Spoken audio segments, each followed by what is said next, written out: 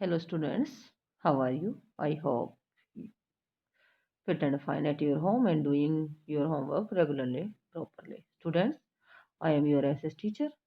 Today we start remaining part chapter 9, Making of the National Movements. Old book के according 11 chapter कर रहे हैं हम, न्यू बुक के अकॉर्डिंग 9 चैप्टर कर रहे हैं, जिसकी फर्स्ट वीडियो मैं आपके पास सेंड कर चुकी हूँ, जिसमें हमने यहाँ फिट इंडिया मूवमेंट्स के दौरान जो टीयर गैस के छोड़ी गई है जनता के ऊपर, उसके बारे में हमने जो पिछले चैप्टर में कुछ पॉइंट थे उनके बारे में रीड किया। इमरजेंस ऑफ द नेशनलिज्म, राष्ट्रवाद का उदय कैसे हुआ था, कैसे जो हमारी आईएनसी इंडियन नेशनल कांग्रेस की स्थापना हुई थी, कैसे उसका डेवलपमेंट हुआ, कैसे कुछ नेताओं के द्वारा इसमें हमारी मदद की गई थी।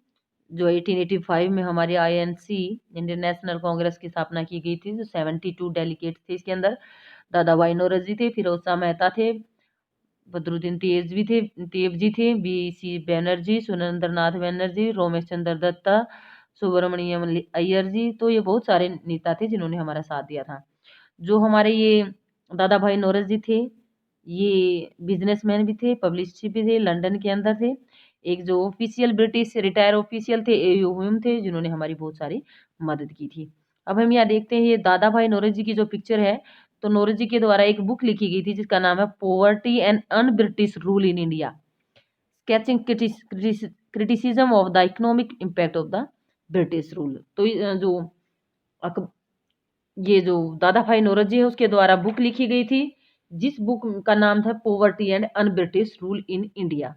तो इसने ब्रिटिश शासन के जो आर्थिक रिजल्ट रहे थे, हमारे इकोनॉमिक रिजल्ट रहे थे, उनकी जो क्रिटिसिज्म थी, वो बुराई थी, वो की गई थी इस बुक के अंदर दादा भाई नौरोजी के द्वारा। अब हम कर रहे हैं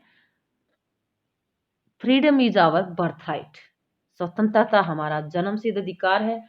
आप जानते भी होंगे ये नारा किसके द्वारा दिया गया था, ये कोट किसके द्वारा दिया गया था, इसके बारे में ही हम रीड करेंगे। वीडियो को ध्यान से सुनना है और समझना है। Okay students, by the 1890 many Indians began to raise question about the political style of the Congress।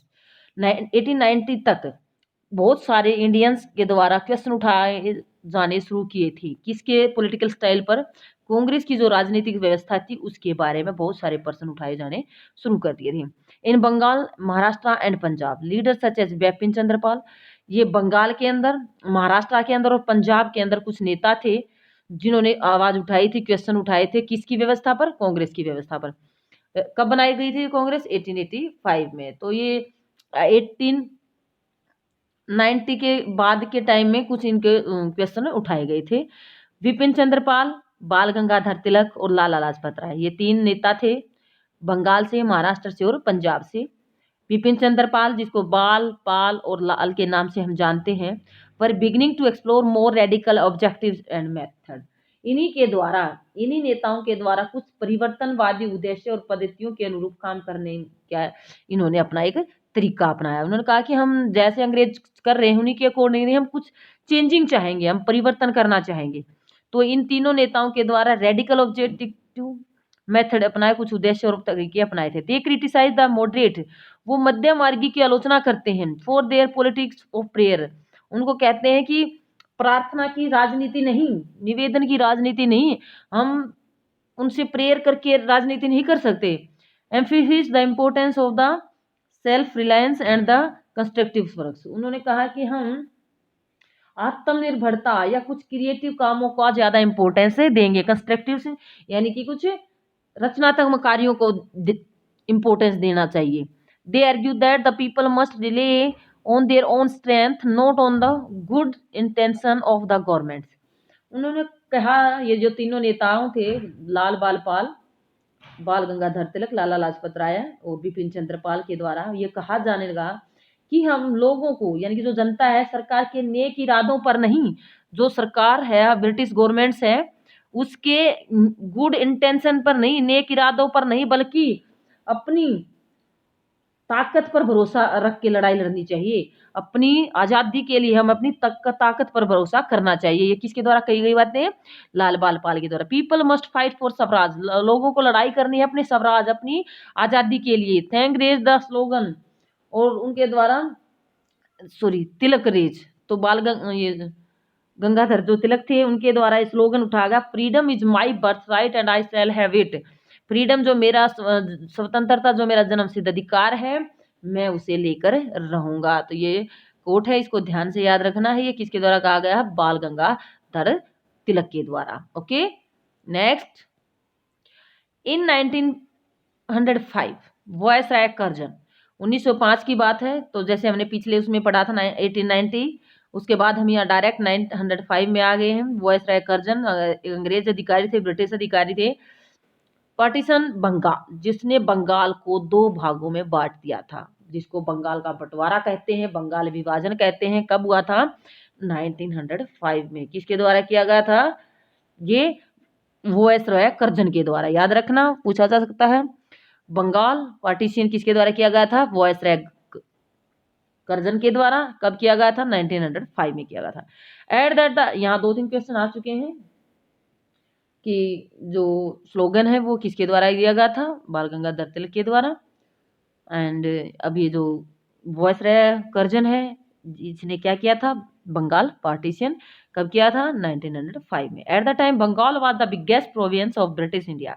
उस समय जब बंगाल सबसे बड़ी प्रांत थी ब्रिटिश भारत की, यानी कि अब जब अंग्रेजों का शासन हमारे देश पर था, तो हमारी सबसे बड़ा जो प्रांत था वो था बंगाल था। And includes Bihar and part of Odisha, इसमें कुछ बिहार और उड़ीसा के भाग भी उस समय बंगाल का पार्ट था। The British argued for dividing Bengal for reason of the administrative convenience. तो बंगाल को अलग करना चाहती थी, डिवाइड करना चाहती थी, किस कारण से? कि प्रशासनिक सुविधा को ध्यान में रखते हुए, एडमिनिस्ट्रेटिव कन्वीनियंस के लिए।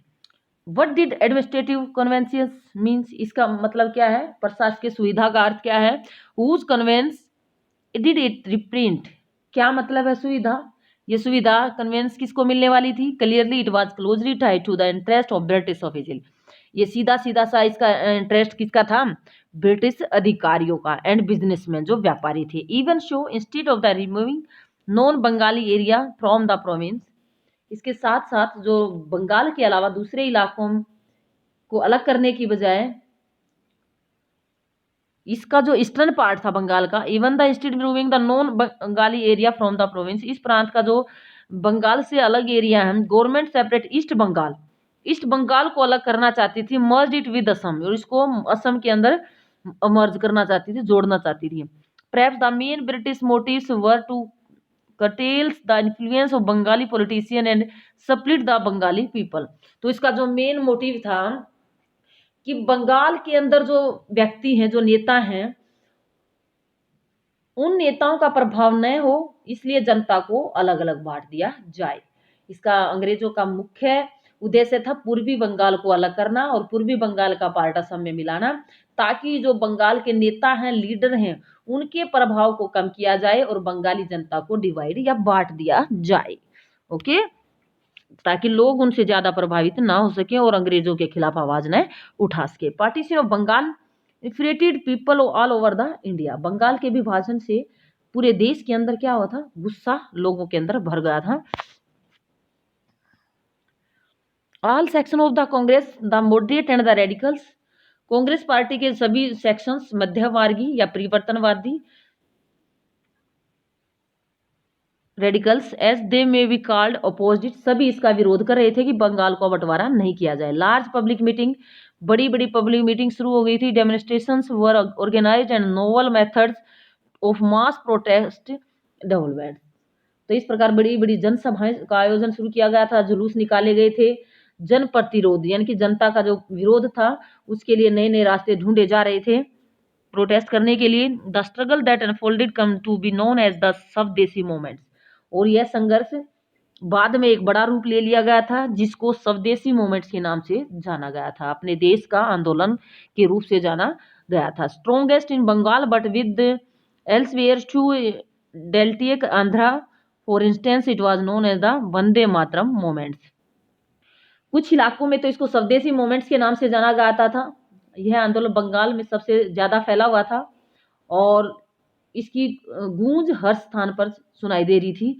लेकिन जो आंध्र प्रदेश का डेल्टा का एरिया है, आंध्र प्रदेश का डेल्टा का एरिया है, वहां पर इस मोमेंट्स को वंदे मातरम मोमेंट्स के नाम से जाना गया था। बंगाल के दूसरे एरिया में तो इसको स्वदेशी नाम से जाना गया था, स्वदेशी मोमेंट्स। लेकिन पूछा जा सकता है कि आंध्र प्रदेश का कुछ डेल्टा का जो एरिया है वहां इसे किस नाम से जाना गया है, तो वो वंदे मातरम मोमेंट्स के नाम से जाना गया है। बाल गंगाधर तिलक के बारे में यहाँ साइड में दे रखा है, notice the name of the newspaper. तो न्यूज़पेपर में इसका नाम आया हुआ था बाल गंगाधर तिलक का, जो आगे उसकी टेबल पर रखा हुआ है। ये केसरी नामक, केसरी ये जो मराठा न्यूज़पेपर, तो केसरी एक मराठा न्यूज़पेपर है, एडिटेड बाय तिलक, तिलक के द्वारा एडिट किया जाता था। Become one of the strongest criticise the British rules, जो अंग्रेजों की ज्यादा से ज्यादा आलोचना करते थे। तो क्वेश्चन यहाँ बनता है बाल गंगाधर तिलक के द्वारा कौन सा न्यूज़पेपर एडिट किया जाता था, वो था केसरी। ओके, क्या नारा दिया था वो भी ध्यान रखना है। Freedom is our birthright, ये तिलक के द्वारा। और कौन सा न्यूज़पेपर है ये, केसरी। ओके स्टूडेंट्स, अब यहाँ देखिए इतनी ज्यादा जनता की जो भीड़ है ये यही है। 1000 ज्वाइन द डेमोन्स्ट्रेंट्स ड्यूरिंग द स्वदेशी मूवमेंट। जो स्वदेशी मूवमेंट चलाया गया तो हजारों लोगों ने इसको अपने आप इसको जोड़ लिया था। Swadeshi movement sought to oppose British rules. Swadeshi आंदोलन जो चलाया गया था वो किसके खिलाफ था, ब्रिटिश रूल के खिलाफ था। Encouraging the idea of self help, swadeshi enterprises, national education and use of Indian language. तो इसमें क्या बताया गया था, अपने देश की चीजों को यूज करो, न कि जो इंग्लैंड से बनकर जो सामान आता उसकी बजाय हम अपने देश की चीजों को यूज करेंगे। तो स्वदेशी आंदोलन में किसका अपोज किया गया था, ब्रिटिश रूल का। और अपने आप के जो चीजों के विचार थे उनको इनकरेज बढ़ावा दिया गया था। उसने कहा कि स्वयं सहायता और जो स्वदेशी एंटरप्राइजेज हैं, अपनी जो उद्यम है, अपनी एजुकेशन है, अपनी लैंग्वेज का यूज हमें करना चाहिए। टू फाइट फॉर स्वराज, हम अपने शासन के लिए, अपने देश के लिए लड़ना होगा। Radicals advocated mass mobilisation, boycott of British institutions and goods. Some individuals also begin to suggest the revolutionary violence would be necessary to overthrow British rule. तो इसमें क्या बताया गया कि जो स्वदेशी आंदोलन है इसमें ब्रिटिश संस्थान और वस्तुओं का बायोकेट बहिष्कार किया जाए और उसके स्थान पर अपनी चीजों का, अपने देश में बनने वाली वस्तुओं का क्या किया जाए, प्रयोग किया जाएगा। रेवोल्यूशनरी वायलेंस, क्रांतिकारी हिंसा जो ब्रिटिश शासन को उखाड़ फेंकने के लिए तैयार थे, जरूरी है, वो सबसे ज्यादा जरूरी क्या थी, अहिंसा, हिंसा, क्रांतिकारी हिंसा का प्रयोग करना अंग्रेजों को यहाँ से भगाने के लिए। अब यहाँ साइड में दे रखे लाला लाजपत राय, ए नेशनलिस्ट फ्रॉम पंजाब। ये लाला लाजपत राय कहाँ से हैं, पंजाब से हैं। Member of radical group which are the critical the polity of petition. ये also active member of the Arya Samaj, एक आर्य समाज के एक्टिव मेंबर भी रहे हैं और इन्होंने अपने देश की आजादी के लिए अंग्रेजों की बहुत सारी क्रिटिसिज्म किए हैं, आलोचना की है। Opening decades of the 20th century, 20वीं शताब्दी के स्टार्टिंग से were marked by the other development as well. दूसरी कई महत्वपूर्ण घटनाएं हुई। एक group of Muslim landlords and nawab formed All India Muslim League, एक मुस्लिम लोगों के ग्रुप के द्वारा, जमींदारों के द्वारा, नवाबों के द्वारा एक और ग्रुप बना लिया जिसका नाम है ऑल इंडिया मुस्लिम लीग। कहाँ बनाया, ढाका के अंदर 1906 में। तो ये ध्यान रखना, इसमें क्वेश्चन है कि ऑल इंडिया मुस्लिम लीग की स्थापना कब और कहाँ की गई थी, 1906 में और ढाका में। Okay, league supported the partition of Bengal. ये जो लीग बनाई गई थी ये बंगाल के पार्टीशन को सपोर्टेड कर रही थी। It desire separate electorate for Muslim. इसकी इच्छा थी, मुस्लिम लीग की क्या इच्छा थी कि हमें जो बंगाल के अंदर कुछ मुस्लिम जनसंख्या थी और कुछ हिंदू पॉपुलेशन थी, तो जो मुस्लिम पॉपुलेशन के लोग थे वो कहते थे हमारे लिए अलग से इलेक्टोरेट यानी कि जो चुनाव का व्यवस्था है वो अलग से की जाए मुसलमानों के लिए। And demand concern by the government in the 1909 में, 1909 में इसकी डिमांड सरकार से, ब्रिटिश सरकार से मुसलमानों के द्वारा की गई थी। Some seat in the council were now reserve for Muslim. उन्होंने कहा कि परिषद के अंदर, लेजिस्लेटिव काउंसिल, परिषद के अंदर मुस्लिमों के लिए कुछ सीट रिजर्व रखी जाए। Who would be elected by the Muslim voter, जो मुस्लिम वोटर के द्वारा चुना जाए, यानी कि कुछ हमारी सीटें हो रिजर्व जो सिर्फ मुस्लिम वोटर के द्वारा चुनी जाए। This tempered politician to gather a following by the distributing favour of their own religion group. तो इस प्रकार के नेताओं से अपनी धार्मिक समुदाय के लोगों को अपनी राजनीतिक समर्थन बनाने का लालच पैदा हो गया था। लोगों के अंदर लालच भी आ गया था अपने धर्म से रिलेटेड लोगों को चुनाव करने के लिए। तो यहाँ हमने मुस्लिम लीग के बारे में रीड किया। मुस्लिम लीग 1900 में ढाका में बनाई गई थी। Meanwhile the Congress split in 1907। Congress का बंटवारा हो गया कब? 1907 में। तो ये भी बात याद रखने योग्य है कि कांग्रेस कब टूटी गई थी या कब बंटवारा हो गया था। कांग्रेस स्प्लिट्स 1907 में। Moderate were oppose to the use of boycott.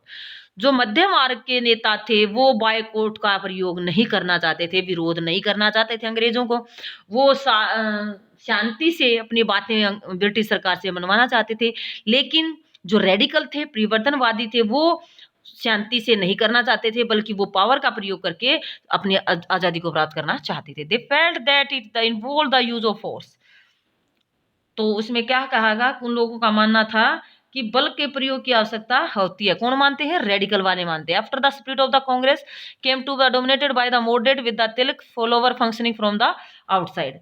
तो इस प्रकार कांग्रेस के दो हिस्से बनने के बाद कांग्रेस के मध्य मार्गी का दबदबा बन गया, जबकि तिलक के अनुयायी बाहर से काम करने लगे। जो तिलक था क्या थे? रेडिकल पार्टी के थे, लाल बाल पालिए। और जो इसके अंदर काम कर रहे थे, जो स्टार्टिंग से कांग्रेस के नेता थे, वो मॉडरेट अलग से काम करने शुरू कर दिया और रेडिकल अलग से काम करना शुरू कर दिया। ट्रू ग्रुप रीयूनाइटेड इन दिसंबर 1915 में। 1907 में कांग्रेस अलग हुई थी, लेकिन 1915 में ये दोबारा एक हो गई थी, ये ध्यान रखना। स्प्लिट कांग्रेस 1907 में और दोबारा रीयूनिट होना 1915 Lucknow pact.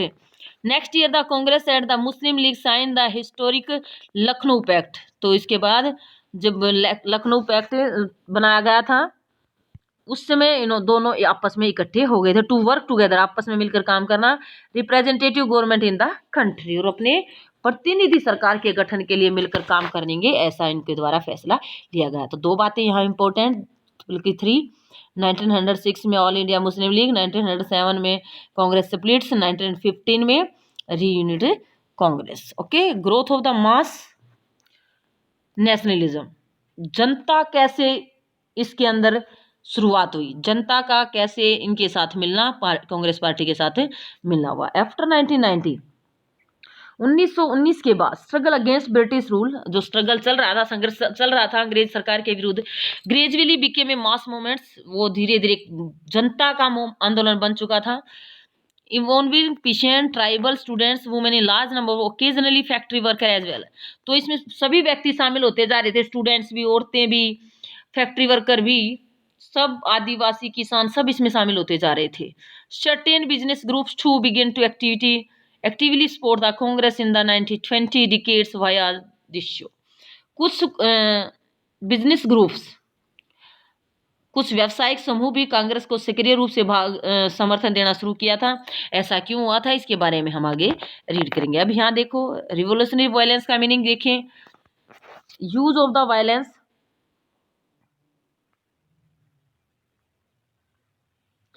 Use of the violence to make radical change within society, यानी कि समाज में बदलाव लाने के लिए हिंसा का प्रयोग करना और ताकत का प्रयोग करना। Council appointed elected body of people, यानी कि जनता के चुने हुए लोगों का एक परिषद। Administrative, advisory and representative function, यानी कि निर्वाचित संस्था भी जिसको हम कह सकते हैं, जैसे हमारी लोकसभा और राज्यसभा। आज प्रेजेंट में हम लेजिस्लेटिव असेंबली है और हमारी जो पार्लियामेंट है, उस तरह से उस समय काउंसिल होती थी, लेजिस्लेटिव काउंसिल होती थी। First world war altered the economic and the political situation in India. सबको पता है ये 1914 से 1918 तक क्या चलता रहा था, first world war. First world war चल रहा था तो इंडिया की इकोनॉमिक और पॉलिटिकल सिचुएशन थी जो थी वो बदल चुकी थी। It lead a huge rise in the defense expenditures of the government of India. Bharat के अंदर जो अंग्रेज सरकार थी उसका जो खर्चा था डिफेंस एक्सपेंडिचर, सुरक्षा से रिलेटेड यानी कि रक्षा से रिलेटेड जो खर्च था वो बढ़ता जा रहा था। The government in turn increase tax, तो इसके लिए जो ब्रिटिश गवर्नमेंट थी उसने क्या कर दिया, टैक्सेस को इंक्रीज कर दिया, टैक्स बढ़ा दिया। इंडिविजुअल इनकम, अपनी इनकम को बढ़ाने के लिए, बिजनेस प्रॉफिट के लिए। इंक्रीज मिलिट्री एक्सपेंडिचर, जो सेना का खर्चा था उसको भी बढ़ा दिया। Demand for war supply lead to a sharp rise in price which created great difficulties for the common people. इस प्रकार सेना के खर्च को बढ़ा दिया गया था। युद्ध की जरूरतों को पूरा करने के लिए जो चीजें थी उनकी जो प्राइस थे उसमें ज्यादा बढ़ोतरी हो रही थी, और जिससे जो हमारे कॉमन पीपल थे, साधारण जनता थी, उनकी लाइफ में डिफिकल्टीज आ रही थी, प्रॉब्लम आ रही थी। On the other hand business groups reaped fabulous profit from the war, जो व्यवसायिक ग्रुप है वो अपना मुनाफा कमाने के लिए, प्रॉफिट कमाने के लिए काम कर रहा है। As you have seen chapter 7, war created a demand for industrial goods. तो युद्ध के समय किन किन वस्तुओं की ज्यादा डिमांड होती है, जूट, बैग, क्लोथ, रेल। तो उस समय किन चीजों की जरूरत थी, जूट से बोरियां बनाने के लिए, जूट बैग बनाने के लिए, कपड़े की ज्यादा सैनिकों के लिए, रेल की पटरियां की ज्यादा यूज की जरूरत थी। Chaos A decline important from other countries into India. तो इस प्रकार अन्य देशों से भारत में आने वाले आयात की भी कमी हो गई थी। दूसरा सामान जो दूसरे देशों से आता था वो भी आना कम हो चुका था। अब show Indian industries expanded during the war, जो भारत की इंडस्ट्री थी वो बढ़ रही थी फर्स्ट वर्ल्ड वॉर के during. Indian business group began to demand greater opportunities for development. तो भारत के जो व्यापारी थे, बिजनेसमैन थे, उन्होंने, उनके पास बहुत बड़ी अपॉर्चुनिटी थी इस प्रकार से उद्योगों का विकास करने के लिए, उद्योग लगाने का और उनका विस्तार करने की जो अपॉर्चुनिटी थी वह भारतीय इंडियन बिजनेस के मैन के पास थी। The war also lead the British to expand their army. तो युद्ध के समय अंग्रेजों ने अपनी सेना को भी बढ़ाने का कोशिश की थी। Villages were pressurised to supply soldier for an alien causes. तो गांव के लोगों को प्रेशराइज किया जाता था, दबाव डाला जा रहा था कि सिपाहियों को भर्ती करने के लिए, जबरदस्ती सेना में उनको भर्ती करने के लिए उन पर दबाव डाला जा रहा था। A large number of soldier were sent to serve abroad. हमारे देश से बहुत सारे जो सैनिक थे, सिपाही थे, दूसरे देशों में भेजा गया था। Many return after the war, कुछ तो वापस लौट कर आए, with an understanding of the way in which imperialist power were exploiting people of Asia, Africa and with the desire of opposing colonials rule in India। तो इस प्रकार इनमें से कुछ तो सिपाही युद्ध के बाद अपने घर आ लौटे समझदारी लेकर, लेकिन कुछ जो कॉलोनियल रूल्स हैं, साम्राज्यवादी शक्तियां हैं, एशिया और अफ्रीका के लोगों की बुरी तरह से शोषण कर रही हैं, एक्सप्लॉइट कर रही हैं। तो इस प्रकार भारत में अब इस अंग्रेजी सरकार का विरोध होने लगा था। Further more 1917 there was a revolution in Russia. Russia के अंदर एक क्रांति हुई थी, रिवोल्यूशन इन रशिया 1917 में। Knew about pheasant and worker, जिसमें किसानों और वर्कर के द्वारा स्ट्रगल किया गया था। Idea of socialism circulated widely inspiring Indian nationalist. तो वहां पर किसानों के द्वारा और मजदूरों के द्वारा संघर्ष किया जाना शुरू किया गया था, बड़े पैमाने पर ये बातें फैलने लगी थी, और जिससे हमारे इंडिया के अंदर नेशनलिस्ट को, इंडियन नेशनलिस्ट को और भी क्या मिली, इंस्पायरेशन, प्रेरणा मिली थी। Advent of Mahatma Gandhi. अब हम यहाँ महात्मा गांधी के बारे में रीड करेंगे।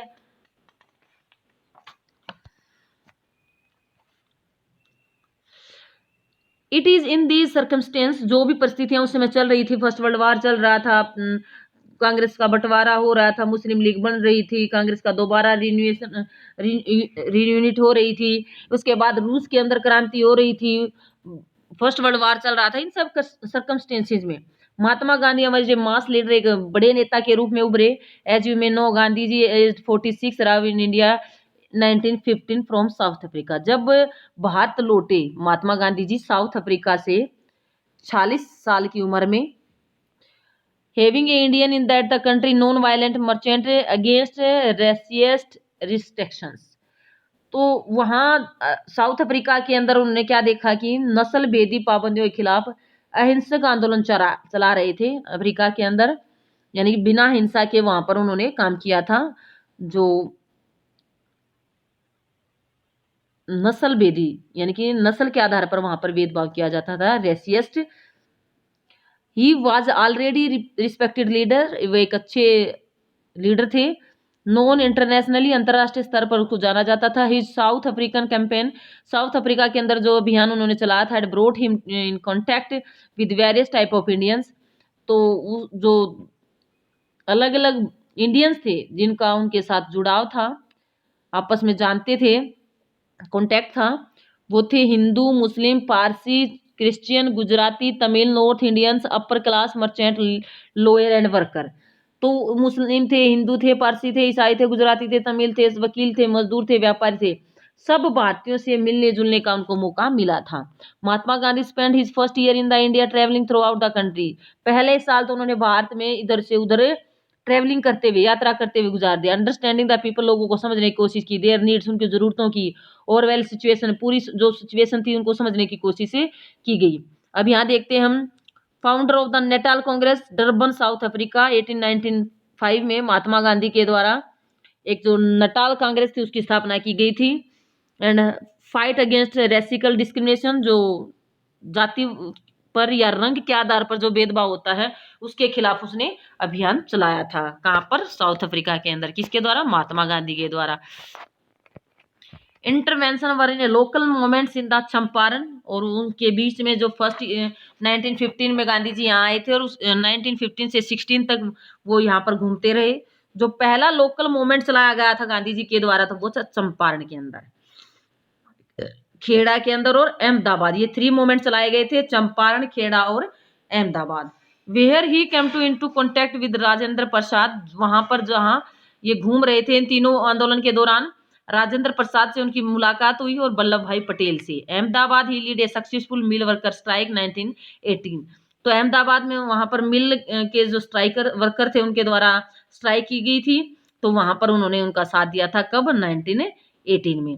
अब हम now focus in the some detail on the movements organised between 1990 से लेकर 1922 तक। अब हम 1919 और 1922 के बीच के जो भी मोमेंट थे उनके बारे में हम आगे रीड करेंगे। सबसे पहले रोलेट सत्याग्रह। तो रोलेट सत्याग्रह क्या है? 1919 में गांधी जी गेव एक call for a satyagraha against the Rowlatt act. तो एक एक्ट बनाया गया था रोल एक्ट, तो उसके खिलाफ आवाज उठाई थी गांधी जी के द्वारा। ब्रिटिश हैड जस्ट पास्ड, जो अंग्रेजों ने एक एक्ट पास किया था जिसको रोल एक्ट कहते हैं, उनके द्वारा एक कानून पास किया गया। The act curbs fundamental right such as the freedom of the expression, strengthen police power. तो इस कानून के द्वारा जो अपने विचारों को एक्सप्रेस करने की स्वतंत्रता है उनको कंट्रोल किया जा रहा है, यानी कि कोई भी भारतीय अपने विचारों को एक्सप्रेस नहीं कर सकता है। तो freedom of expression, strength police power, और जो पुलिस की पावर है उसको बढ़ा रहे हैं, जनता की पावर को घटा रहे हैं। कौन से एक्ट के द्वारा? रोल एक्ट के द्वारा। महात्मा गांधी, मोहम्मद अली जिन्ना और अदर दूसरे जो नेता थे, the government had no right to restrict people basic freedom. तो ये मान रहे थे कि सरकार को कोई अधिकार नहीं है जनता की जो बेसिक फ्रीडम्स है उस फ्रीडम को रोकने का कोई अधिकार सरकार के पास नहीं है। They criticise the act devilish and the, उन्होंने इस एक्ट की बुराई की और कहा कि ये ट्रेनिशियल्स या डेविलियस, ये इस प्रकार का जो कानून है यह शैतान की करतूत बोला। क्या बोला गया? डेविलियस, शैतान की करतूत, या ट्रेनिशियल्स मीन निष्कुंशवादी, यानी अपनी मनमर्जी की शासन लागू करना। Gandhi ji asked the Indian people to observe 6 April 1919 as a day non violent opposition of this act, a day humiliation and the prayer. Hartal, strike, सत्याग्रह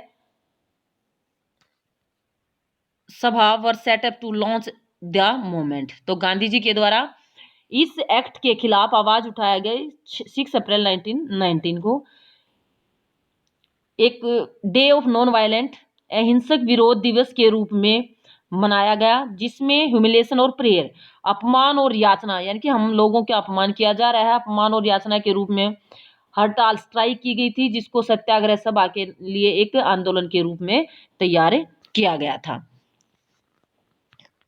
तो ये दिखाया जा रहा है walled compound in the which General Dyer opened fire of the gathering of people। ये तो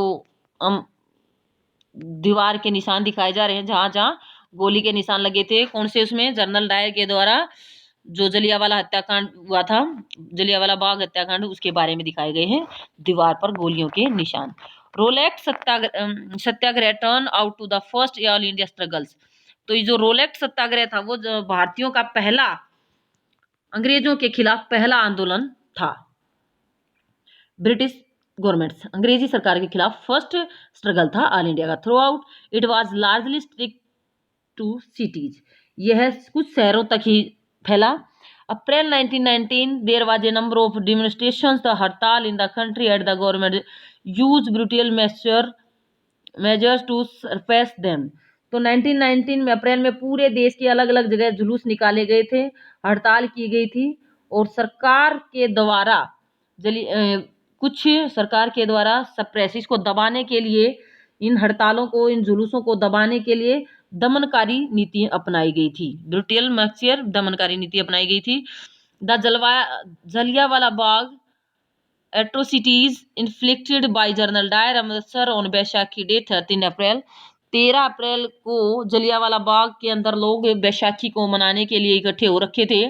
ए part of the repression on learning about the massacre, Rabindranath Tagore express the pain anger of the country by the renouncing is knighthood. तो इस प्रकार general Dyer के द्वारा जलियांवाला बाग में किया गया जो हत्याकांड था वो दमन का हिस्सा था। और इस मास्केयर पर रविंद्रनाथ टैगोर के द्वारा बहुत ही गुस्सा और पीड़ा जताते हुए जो उनको नाइटहुड की उपाधि मिली थी उसको वापस कर दिया था। किसको? अंग्रेजों को वापस लौटा दिया गया था, जो घटना अंग्रेजों के द्वारा जलियांवाला बाग में की गई थी। During the Rowlatt satyagraha the participants try to ensure that Hindu Muslims were united in the fight against British rule.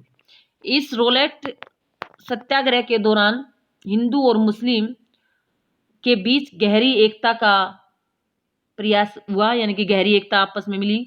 This was also the call of Mahatma Gandhi who always saw India a land of all the people who lived in the country. Gandhi ji ने कहा कि मैं यही चाहता हूं कि भारत में रहने वाले सभी व्यक्ति, हिंदू या मुसलमान या किसी भी धर्म है, सबका हमारा देश है। हिंदू, मुस्लिम, दोज अदर रिलीजियस, दूसरे धर्मों के सभी लोगों का हमारा देश है। ही वॉज कीन the Hindu and Muslim support each other in any just cases.